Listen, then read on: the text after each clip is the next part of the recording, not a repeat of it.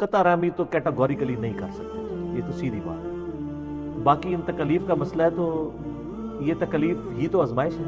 وَلَنَبْلُوَنَّكُمْ بِشَيْءٍ مِّنَ الْخَوْفِ وَالْجُوعِ وَنَقْصٍ مِّنَ الْأَمْوَالِ وَالْأَنفُسِ وَالثَّمَرَاتِ، بھوک سے بھی اللہ نے آزمانا ہے آپ کو، جان اور مال میں نقصان سے بھی آزمانا ہے، الٹیمیٹلی اللہ تبارک و تعالیٰ نے چیک کرنا ہے کہ کون لوگ صبر کرنے والے ہیں۔ تو یہ آزمائش تو اللہ تعالیٰ نے رکھی ہے، لہذا دنیا چونکہ آزمائش ہے اس لیے اس میں آپ ان چیزوں کے لیے تیار رہیں۔ ان چیزوں کو بنیاد بنا کے قطع رحمی نہیں آپ کر سکتے۔ قرآن پاک میں سب سے زیادہ جن چیزوں کی مذمت آئی ہے ان میں سے ایک قطع رحمی ہے، اور اللہ تعالیٰ نے اپنے مجرمین کی نشانی بتائی ہے، وہ رحمی رشتوں کو توڑتے ہیں، گمراہوں کی نشانی بتائی ہے، کافروں کی نشانی بتائی ہے، ناشکروں کی نشانی بتائی ہے۔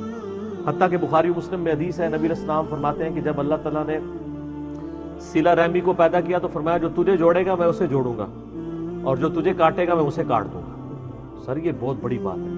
حتیٰ کہ صحیح مسلم میں حدیث ہے کہ ہر جمعرات اور پیر کے دن اللہ تعالیٰ کے حضور نامہ اعمال پیش ہوتے ہیں، اور جب وہ نامہ اعمال پیش ہوتے ہیں نا تو اللہ تعالیٰ ہر اس شخص کی مغفرت کر دیتا ہے جس نے شرک نہیں کیا ہوتا۔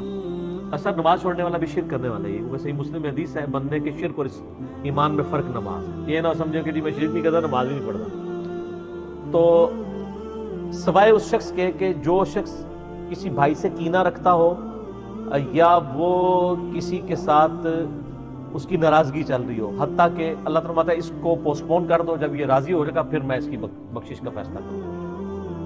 بخاری و مسلم دونوں میں حدیث ہے کہ نبی علیہ السلام نے فرمایا کسی شخص کے لیے یہ حلال نہیں ہے کہ وہ 3 دن سے زیادہ اپنے بھائی سے ناراض رہے۔ لیکن اس میں ایک ایکسیپشن ہے خاوند کی بیوی کے معاملے میں۔ وہ ابو داؤد میں ایک حدیث ہے کہ ایک دفعہ نبی علیہ السلام کی بیوی سیدہ زینب نے سوکن تھی، چونکہ تو سوکنوں کا آپس میں والا معاملہ تو رہتا ہے۔ سیدہ صفیہ چونکہ وہ یہودی النسل تھی، مسلمان تو ہو چکی تھی لیکن ان کی نسل بنی اسرائیل تھی۔ ان کا ایک سفر کے دوران اونٹ بیمار ہو گیا تو حضرت زینب کے پاس 2 اونٹ تھے، تو نبی علیہ السلام فرمایا کہ یہ تم صفیہ کو دے۔ تو انہوں نے آگے سے کہہ دیا میں اس یہودن کو نہیں دوں گی۔ تو نبی علیہ السلام اتنے غصے میں آئے کہ حضرت عائشہ کہتی ہیں کہ نبی علیہ السلام نے 3 مہینے تک جو ہے نا وہ ان کے ساتھ صحبت نہیں کی ہے۔ 3 مہینے، اور مہینے انہوں نے بتایا ہیں، اور وہ حرمت والے مہینے۔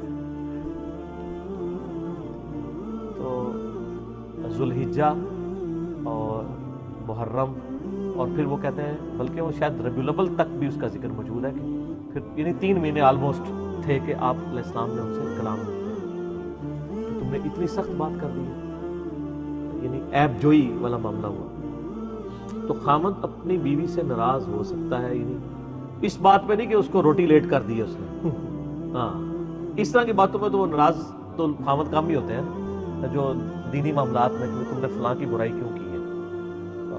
میں تو اللہ کا شکر ہے کہ ناراض ہونے تک تو میری جرت نہیں ہے، لیکن یہ ہے کہ میں کسی کی برائی نہیں سنتا ہوں، چاہے میری بیوی کر رہی ہو، تو جتنی مرضی کسی میں عیب ہو تو میں پھر کہتا ہوں اس میں یہ پازیٹیو چیز تھی، اس کو دیکھو، کیونکہ دنیا میں کوئی شخص پرفیکٹ تو کوئی نہیں ہے۔ جو یہ باتیں کر رہا ہوتا ہے اس سے پوچھے کیا تم پرفیکٹ ہو؟ تمہارے اندر کوئی عیب موجود نہیں ہے۔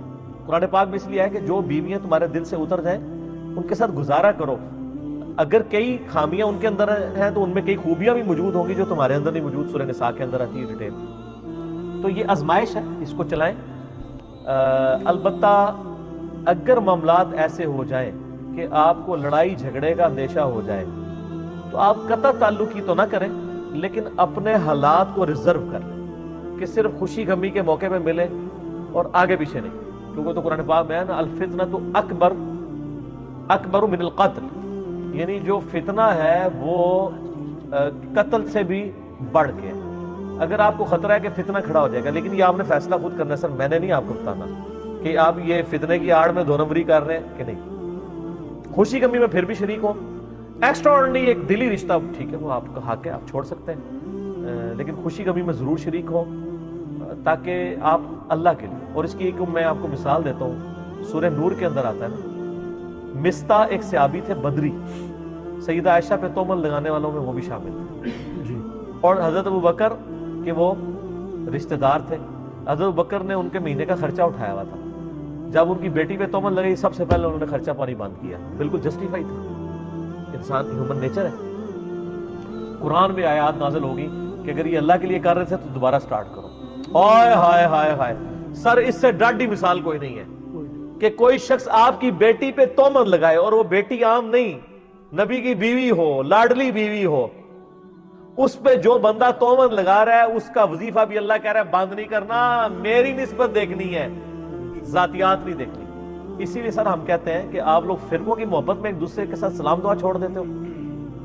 آپ یہ دیکھو کہ یہ شخص اللہ سے اس کے نبی سے محبت کرتا ہے، آپ کے بابے کے ساتھ اگر اس کو اختلاف ہے تو آپ کا بابا تو دین نہیں ہے، دین تو اللہ رسول آخرت قرآن ہے، آپ کا فرقہ تو دین نہیں ہے، فرقے کے اندر دین نہیں ہے، دین میں ایک فرقہ چیز ہے، تو ہمیں نسبت یہ دیکھنی چاہیے۔ تو اگر آپ کو یہ خدشہ ہو تو خوشی غمی میں ضرور شریک ہوں، لیکن زیادہ ایکسٹراڈنری ایکٹیویٹیز میں اگر آپ کو خطرہ ہے کہ شریک ہونے سے پھر باتیں نکلنا شروع ہوگی، اس کو بالکل آپ اوائڈ کریں، لیکن قطع تعلقی کا جیسچر بھی کبھی کسی کو نہ دیں، یعنی ہمارے ساتھ بھی ایسے معاملہ